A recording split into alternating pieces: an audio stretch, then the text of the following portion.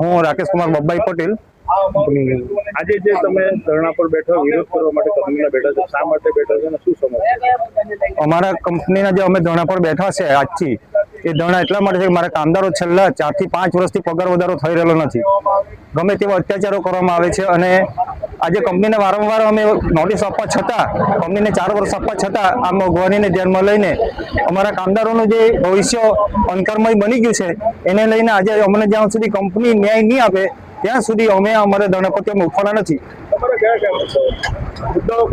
પહેલી વાત તો એ છે કે અમારા કામદારોને છેલ્લા 5 વર્ષથી માની લો પગાર વધારો થયેલો નથી અને અમારા કામદારોને લઘુત્તમ વેજ કરતાં પણ પગાર ઓછો છે અને એ પગારને મુદ્દે લઈને જે 4 વર્ષથી કંપની પગાર વધારતી નથી, એ પહેલો મુદ્દો છે। બીજો મુદ્દો એ છે કે યુનિયનની રચના કરવામાં કંપનીના જે આગેવાનો હતા, યુનિયનના આલોક એમ્પ્લોયઝ યુનિયનના કામદારો આગેવાનો હતા, એના 17-23 કામદારોને બહાર કાઢી મૂકવાવેલા, ખોટી રીતે નોટિસો આપવામાં આવેલી, તાત્કાલિક એ લોકોને બરતરફ કરવામાં આવેલા।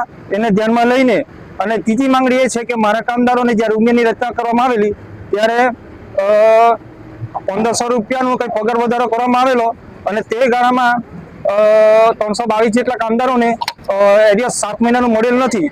એ ત્રીજો મુદ્દો છે અમારો। કેટલા કામદારો બહાર છે? અમે 20 કામદારો। કેટલા ટોટલ કેટલા જણા બહાર? હમણાં તો 1000 કામદારો બહાર છે। એમાં કોન્ટ્રાક્ટ બેઝ અને કંપની બેઝ બધા? ના, ખાલી કંપનીના કામદારો। કંપનીથી આજે 2500 માણસો કામ કરે છે, તેમાં 1500 માણસો કોન્ટ્રાક્ટના છે અને 1000 માણસો કંપનીના છે।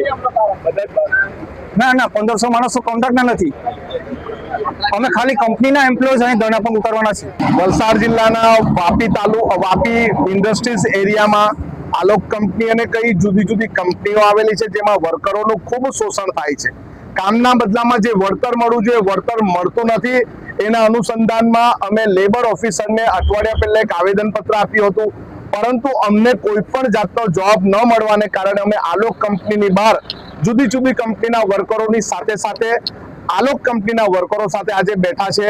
અમારી જે મુખ્ય માંગ છે એ માંગ સ્વીકારી લેવામાં આવે। જો એમની પાસે ઉપર હજુ વાત કરવા માટેનો સમય માંગે તો અમે સમય આપવા માટે પણ તૈયાર છે, પરંતુ અમારી માંગણી જો ન પૂરી થશે તો અમે આવનારા દિવસમાં ફરી પાછું આંદોલન કરીશું। પારડી ખાતે આવનારા દિવસોમાં અમે રેલી અને આવેદનપત્ર પણ આપવાના છે। વલસાડ નગરપાલિકામાં જીઆઈડીસીમાં પણ જવાના છે, પરંતુ તમામ વાપી ઇન્ડસ્ટ્રીમાં કામદારો જે કામ કરતા છે એને ન્યાય મળે એના માટે અમે અમારી ન્યાય સભા અને અમારી ન્યાય રેલી અમે આંદોલન અમારું કરશું।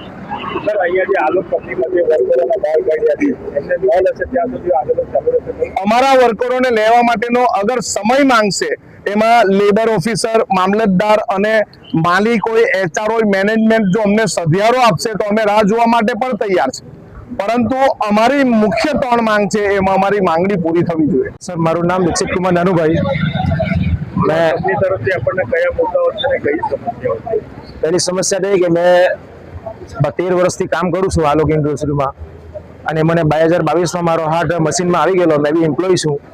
2022માં મારો હાર્ટ આવી ગયેલો અંદર અને મને હોસ્પિટલ લઈ ગયેલા વાપી, અને કંપનીવાળાએ એક બી પૈસો ખર્ચો આપ્યો નથી।